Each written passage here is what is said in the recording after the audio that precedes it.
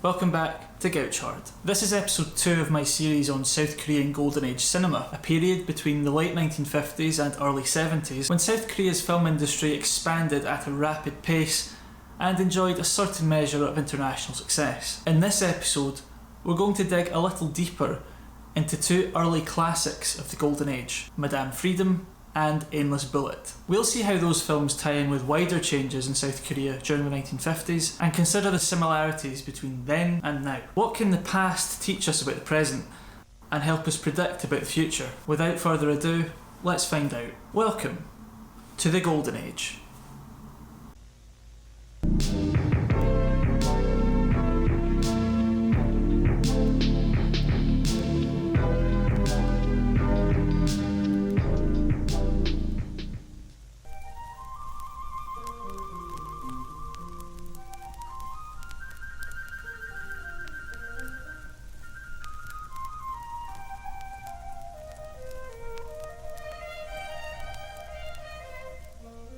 In 1955, sex arrived in South Korea.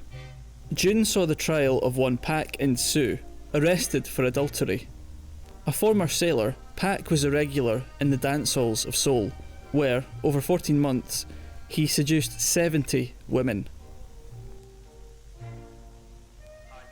For conservatives, the most alarming fact of the case was that many of the women admitted to being sexually experienced long before the sailor bedded them.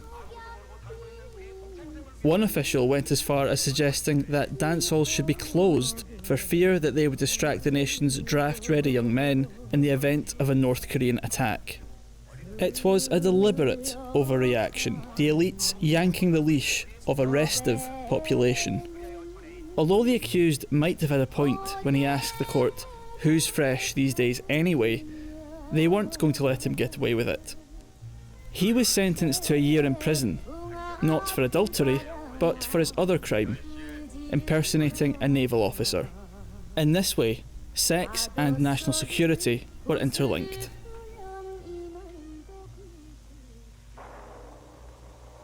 The following year, Han Hyung-mo's film Madame Freedom was released in cinemas.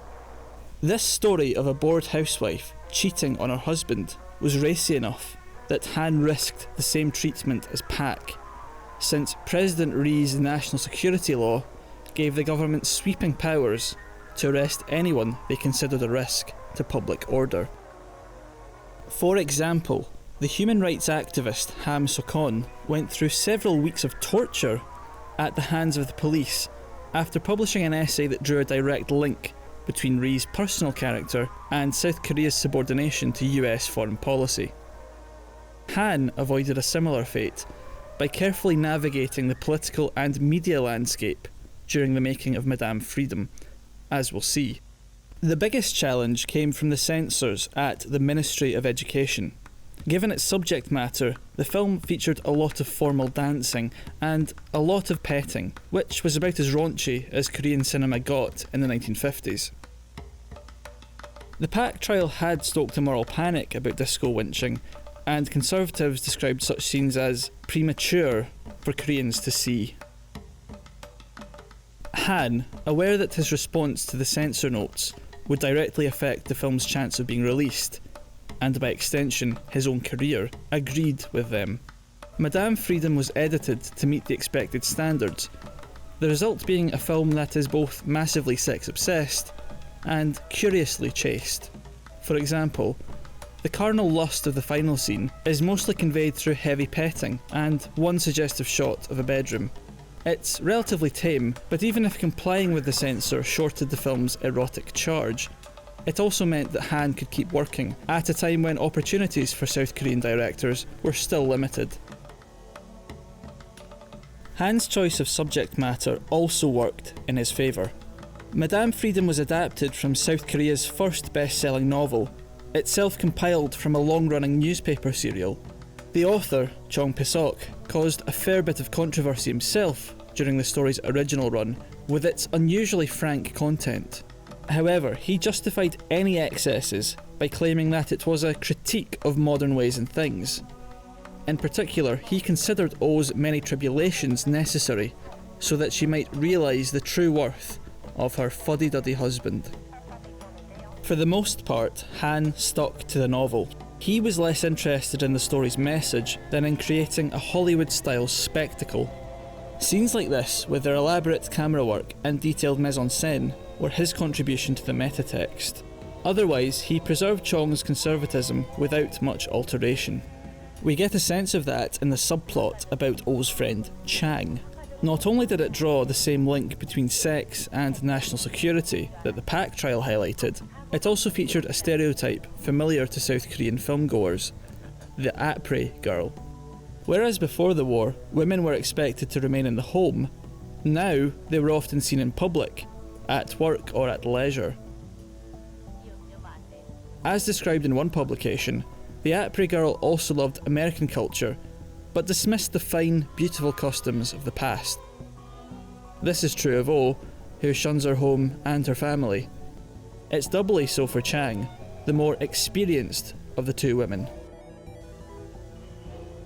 But while there was some truth to the stereotype, it wasn't as if every woman between 20 and 35 was cutting about town with gentlemen admirers. Low wages and high inflation meant disposable income was almost non-existent, and few women earned even the meagre amounts we can see here. Nonetheless, the après girl was popular with writers as a strategy for talking around the real problems in South Korean society, rather than addressing them directly. As part of that discursive strategy, the meaning of après girl changed subtly from article to article, film to film. In Madame Freedom, for example, the après girl is both a wholesome symbol of post-war prosperity and an avatar of individualised greed and corruption. So it is with our girl C. Her characterisation shifts midway through the film, from a fun-loving good time girl to the mistress of a gangster. With very little persuasion, she agrees to help him defraud her friends, including Oh. Here, the après girl wanders into another hot-button issue of the era. Despite police efforts to shut it down, the black market was one of the few growth areas in the South Korean economy. Black market networks extended from the ethnic Korean minority in Japan to the massive goblin markets of Seoul and the other major cities, with help from US Air Force personnel who took a cut of the profits. The black market was a vital source of income for many South Korean citizens too, but conservatives saw it as a cause of Puran, and this view was put forward in the film when Chang transforms into another stereotype: the sinister Kai Madame. A Kai was a club where women pooled their savings to make investments. It was headed by the Kai Madame, a glamorous but underhanded woman in her mid-30s. The stereotype formed after the Kwangju scandal of 1955, when financial mismanagement led to the bankruptcy and even suicide of many of the members. Although Kais were a way for women to attain a small measure of financial independence from their husbands, the newspapers concentrated on the more salacious aspects of the story. Women were either helpless victims or sinister Kai Madames, while the underlying causes of the scandal, South Korea's unstable economy, went safely unchallenged. To engage with that fact honestly would entail a critique of the system, which was a no-no for an ambitious director like Han. Instead, he wrapped up Chang's storyline by pinning the black marketeer's crimes on her. The crucial detail here is the police surveillance of Chang's adultery. The scene inverts the climax of the Pak and Soo trial by effectively indicting the character for her sex life, rather than the smuggling. The intent, however, was the same, emphasising a link between lax personal values and national security. In this way, Han had it both ways. He justified risque material by claiming it was intended to be educational. Hypocritical? Well, yes, but that's just South Korea.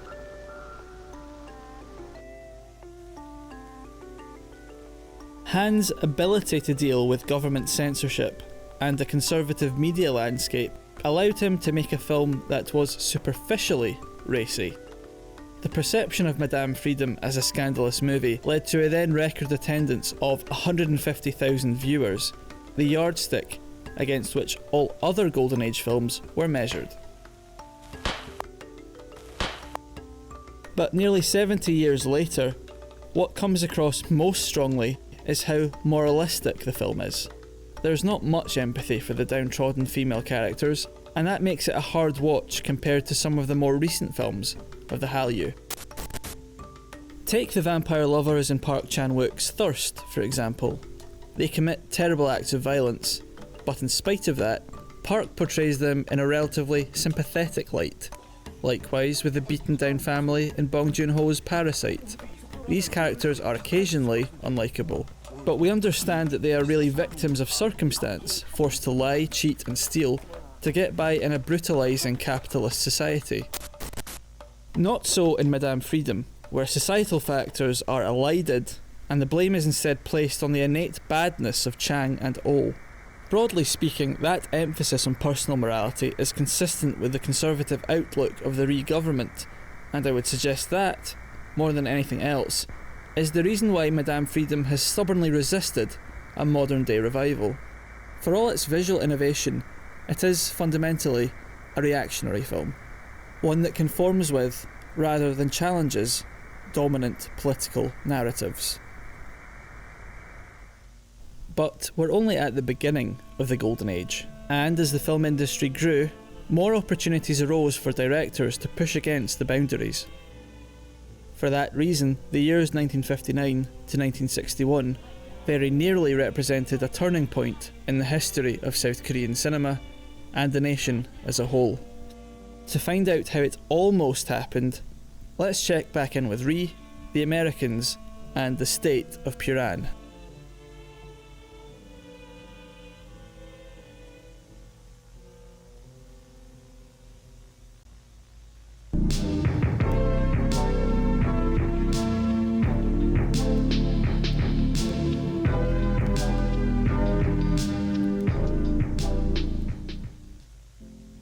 Films like Madame Freedom were a nice distraction from the daily grind. An employee of the Asia Foundation wrote, "College students who scarcely have enough to pay tuitions or buy their lunch, women apple sellers, and people working on construction road gangs all attend the cinema." On the surface, it looked like the people were moving towards US-style consumerism instead of revolt against the government, and if so, it was mission accomplished for the Foundation. On closer inspection, the warning signs were obvious. In the letters page of the popular magazine Sasangye, for example, members of the public often aired their grievances with authority. Certain words and themes recurred frequently, revealing a profound dissatisfaction with Rhee, although he was rarely mentioned by name. Yet despite this mounting discontent, the president refused to budge. Indeed, he intended to win a fourth term of office in the election of 1960, despite turning 85 the same year. Since Rhee was a dictator in all but name, why did he bother with elections?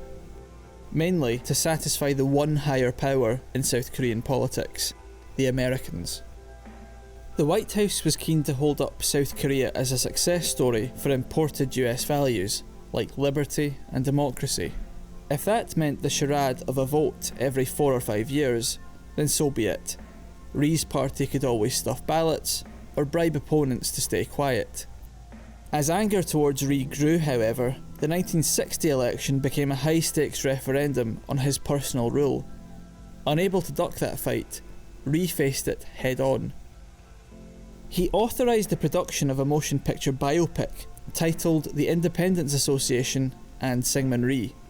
The film is almost impossible to find online, and only a few posters and still images exist of it. But from these, it's easy to guess what kind of film it was. A romanticised, sanitised account of Rhee's early years in the nationalist movement. But while it most likely had very little artistic merit, as an innovation in campaigning, it was cutting edge, and potentially decisive. As we saw in the previous episode, the number of cinema screens in South Korea grew considerably as a result of Rhee's 1954 tax cut. This wasn't just in major metropolitan areas either. By the end of the decade, the network of exhibition and distribution was expanding further and further from Seoul, all the way to Jeju Island. The Independence Association could therefore be screened in parts of the nation previously untouched by the media. Perhaps Rhee anticipated this when he decided to back the film industry. Regardless of his intentions, in the context of 1960, it was clear that activating poor urban and rural voters with a stirring tale of revolutionary nostalgia might prove critical in a close election. Rhee would not be the last South Korean leader to draw that conclusion. Although the film was widely seen on its release in December 1959, it turned out to be unnecessary. A month before election day, Rhee's opponent for the presidency died of a heart attack, making him winner by default. Focus then shifted to the less important vice presidential race, which the Rhee candidate won by a combination of ballot stuffing and voter intimidation. Amid the puran of South Korean politics, the Independence Association was nothing more than a silly, expensive distraction. Two other films, released around the same time, turned out to be more significant. When protests broke out during the election campaign, the political elite was taken by surprise. But in the same way that simmering discontent with the regime had been apparent in the pages of Sasangye, the possibility of discontent finding form in a militant student movement was announced by those films, kwan-sun and Nameless Stars. Both films wound the clock back to the aftermath of the March 1st movement. The first to be released, kwan-sun, was about a young female student who became a martyr of the protests. Nameless Stars, coming a few months later, was a sensationalised account of an incident in the city of Gwangju when high school students protested against the Japanese education system. In reality, the protests ended with mass suspensions of the student body, but no loss of life. The film, however, is a much more violent portrayal of the events, and one consistent with the nationalism of the Rhee government. However, in highlighting the role of students in Korea's independence, both films helped to form the context of the 1960 protests and paved the way for the fall of Rhee. As powerful as they were, it's worth pointing out that the films didn't spark the protests. High school and college students were already angry at Rhee for a number of reasons, not least the staggering rate of graduate unemployment that he presided over. For the students, the final straw was the blatant fraud of the 1960 election. With all that going on, overthrowing the president seemed like the only way to save South Korea. The movement against him began here in Daegu. High schoolers, angry that their right to free association had been taken away by the regional governor, marched en masse towards City Hall. News of their protest inspired similar risings throughout the country, reminding many older Koreans of the 1929 Gwangju movement, dramatised in Nameless Stars. For that reason, the students were treated with respect by their elders, or rather they were humoured, since Gwangju had eventually fizzled out. But as E.H. Carr said, history doesn't repeat, it merely acts as a guide. And what happened at the start of April, in Masan, changed the narrative completely. In that city by the sea, on April 11th, the remains of a very young student, Kim Choi-ol, surfaced on the sands. During a march earlier in the month, Kim had been struck in the right eye by a tear gas canister launched by the police during a crackdown on the students. To cover up the crime, the police threw his remains into the sea, and it's here that I should give a trigger warning, as the photograph of Chu's wound is graphic. It certainly affected a large number of South Koreans who were now confronted with the brutal reality of Rhee's presidency. Like kwan-sun 40 years earlier, Kim became a symbol for the movement around which liberal, moderate and conservative adults could rally. The fact that Kim was only a bystander and not even participating in the demonstrations didn't diminish the tragedy. In fact, they heightened it. The torture of kwan-sun, depicted so gruesomely in the film adaptation of her life, offered a metaphorical justification for Rhee's nationalism. The senseless death of Kim could also be seen as a metaphor, but not one that flattered Rhee. It laid bare his utter disregard for the people he ruled over, and faced with that reality, a growing number of South Koreans came to identify publicly with the students. The movement gathered momentum. Of course, as significant as the role of the media was, the decisive factor in the success of the protests was a large number of South Koreans coming out onto the streets in defiance of the government. Towards the end of April, the students began regular protests in Seoul, joined by a coalition running the gamut from college professors to urban workers. Although these protests began peacefully, the police and eventually the army were called in to put them down with brute force. It soon became apparent, however, that many soldiers sympathised with the protesters, and if they mutinied, then South Korea would fall into complete chaos, and just possibly out of the hands of the Americans. That's one theory at least as to why the Chief of Staff, General Song Yo-shan, took an unprecedented step during a standoff outside the National Assembly on April 25th. To the surprise of the assembled protesters, he allowed the following message to be spoken through loudspeakers. Your demands are just. The army recognises that your demands are just. This was a huge concession to the student movement, effectively validating all their accusations of corruption against the government. It was huge for Rhee as well, since without the army, he could no longer mount a campaign against the protesters. The following day, with typical detachment, he announced that he would stand down if the people so desire it. He didn't wait long for their answer. On the 27th, he formally resigned, leaving for Hawaii on a CIA jet.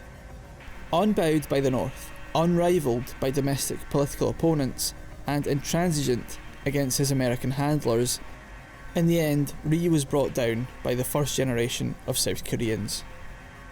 Although it was unclear what direction the country would take in the aftermath, the immediate lesson was clear. Elder abuse works. During the final years of the Rhee presidency, the film industry played an ambiguous part in the democratic struggle. Although there was an attempt to manufacture consent with the Rhee biopic, there were also many other films that sought to shine a light on the popular struggles of the past. These undeniably helped form the context of the 1960 protests. However, those tales of national heroism look out of place in a South Korea that's coming to terms with its violent past. During the Hallyu, controversial films like The President's Last Bang flipped the script on nationalist rhetoric by focusing on the authoritarian leaders who weaponised it. By contrast, Nameless Stars and Kwan-sun were intended to reinforce nationalist myths, even though they helped form the imaginary of the anti-Rhee movement. Just like Madame Freedom, they reflected the dominant political ideology of their time, which may explain why they've been forgotten in the years since their release. But amidst the chaos of 1960, another film was produced that deserves our attention. Unlike the nationalist parables of the late 50s, hyun-mok's Aimless Bullet attempted to convey the poverty and puran of modern South Korean life. When production began, it served as an indictment of Rhee, but the changes that followed his downfall had a dramatic effect on the film's reception, as we'll see.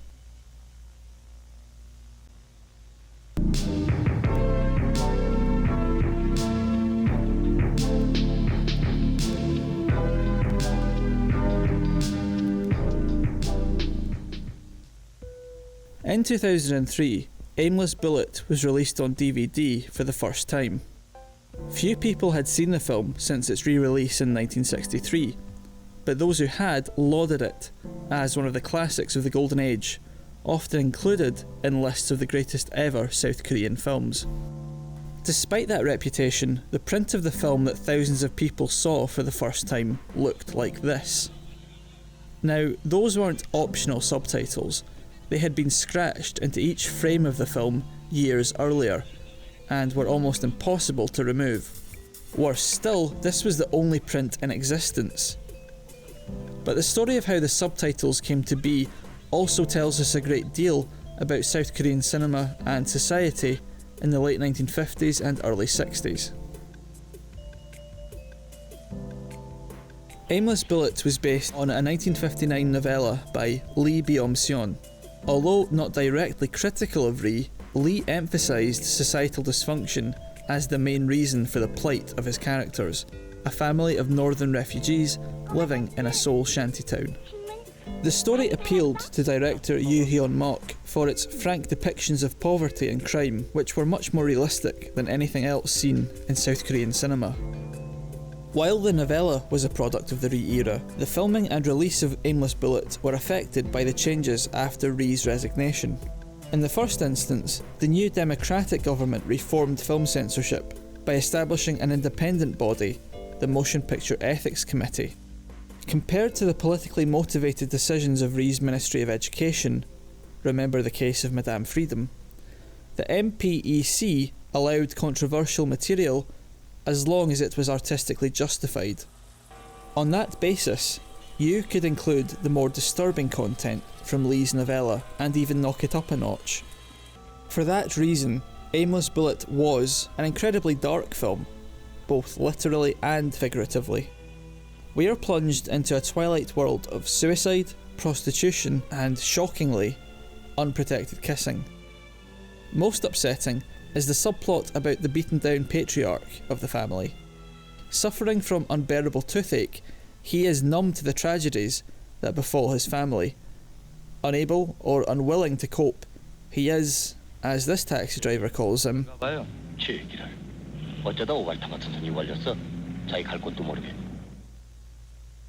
These scenes were only possible because of the new freedoms in South Korean society. But that didn't mean that Aimless Bullet was a success. Quite the opposite. You recalled that after a week of sellout performances in Busan's biggest cinema, attendances fell off so dramatically that the owner pulled it from exhibition. What was notable, however, was that the filmgoers who loved Aimless Bullet really loved it, to the point of debating it in cafes and bars afterwards. Many of them were also students, suggesting that the film's critique of South Korean society was broadly consistent with the anti-Rhee movement. Usually in stories like this, word of mouth builds and eventually the film becomes a sleeper hit. But that didn't happen here, not exactly, due to another dramatic upheaval. In May 1961, a month after Aimless Bullet was released, this guy, Major General Park Chung-hee, overthrew the democratic government. The military took control of the country, rolling back progressive institutions like the Motion Picture Ethics Committee. Film censorship became more stringent than it had been under Rhee, and Yu was one of the first directors to suffer the consequences. Things went awry when the film's producers tried to re-release it in smaller theatres, only for it to be banned by the new Ministry of Public Information. Two reasons were given. Firstly, it was considered too dark, going against Park's vision of developmental optimism. Secondly, in this scene, the grandmother suffers a flashback to the Korean War, crying out, "Let's go, let's go." Although the scene refers to the family's refugee status, the censor took it another way. They saw it as a call for the audience to get out of their seats and emigrate to North Korea. While that wasn't his intent, Yu was powerless to challenge the decision. Aimless Bullet was barred from exhibition and left to moulder in the ministry's archives. Or so it seemed. Once again, the Americans played a key role in the story of the Golden Age, but this time to more positive effect. In 1963, an American consultant to the National Film Production Center watched Aimless Bullet and was immediately impressed. The consultant claimed that the film was Oscar-worthy and was eager to screen it in the United States. This was music to the ears of officials at the Ministry of Public Information. One of the cornerstones of the new Park regime was their effort to enlarge South Korean prestige in the wider world. Eventually they would achieve this by restructuring the economy towards exports, but in 1963 that was still a way off.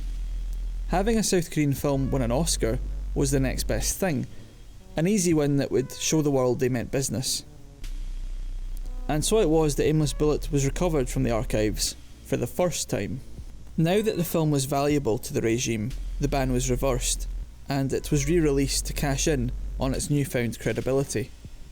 This poster, from 1963, includes glowing reviews from 6 Korean newspapers, 1 Japanese, and 1 English publication. And though that wasn't quite enough for it to win the first South Korean Oscar, nearly 60 years before Parasite, Aimless Bullet was warmly received at the San Francisco Film Festival in November 1963. As the audience applauded Yu, it must have seemed like he was on the brink of something historic. After years of turmoil, South Korea might finally stand shoulder to shoulder with the more established film industries of the world. Compared to what had come before, it truly was a golden age. Only one thing spoiled the occasion. To make Aimless Bullet intelligible to the audience, English subtitles were scratched onto each frame of the print. Perhaps it didn't seem like a big deal at the time. After all, film preservation wasn't a major field like it is today. Fast forward to 2003, however, and the subtitles were a mark of the Golden Age's minor successes and its ultimate failure. Yes, the industry finally had an international hit on its hands, but it would never escape a dependence on America. And under Park, other directors would discover they were expendable to the regime. The fact that no other print of Aimless Bullet was struck in the years after its festival triumph, and that a badly damaged copy was the only one to survive down the years, was proof of that. It was only in 2016, after 7 years of hard work, that the Korean Film Archive was able to release a remastered version of the film, without the subtitles, well timed to capitalise on the growing popularity of South Korean cinema. Here, at the end of episode 2, let's compare the early years of the Golden Age and the Hallyu. Both emerged out of periods of cultural decline, but while the Hallyu benefited from a government plan to make the film industry self-sufficient, the Golden Age was the product of a political vacuum into which stepped the Americans. They helped structure the industry so that subversive voices were drowned out and conservative ones were amplified. A film like Madame Freedom shied away from difficult questions about the Rhee regime and its dependence on US aid, instead offering a pleasant distraction for its impoverished audience. Even when political instability made free expression possible, the industry's commercial orientation was an obstacle for directors like hyun-mok. That Aimless Bullet was eventually rescued by the Americans is an irony, one that points to the fundamental dependence of the Golden Age on US money, ideas and resources. In roughly the same space of time, the filmmakers of the Hallyu were already competing with Hollywood blockbusters, with big budget commercial movies like the action thriller Shiri or the romantic comedy My Sassy Girl. That's the end of episode 2, and it's also the end of a decade and a half of South Korean history. In episode 3 we'll move into the 1960s and see how General Park dealt with the film industry. If Rhee was aware of cinema's potential as a medium for propaganda, then Park doubled down on that, using it to enhance his prestige both at home and abroad. Long before the Hallyu, he began to restructure the studios to make them more productive and profitable. Does the eventual failure of his policies predict a similar future for the Hallyu? To find out, hit the subscribe button below to be notified as soon as the next episode drops. Hopefully that won't be too far off. Until then, I've included links to the films featured in this video in the description below. And if you get bored after that, well, you could watch this video a few more times. Seriously, I mean, there's nothing else good on YouTube right now. Thank you for watching, and remember, support your local multiplex.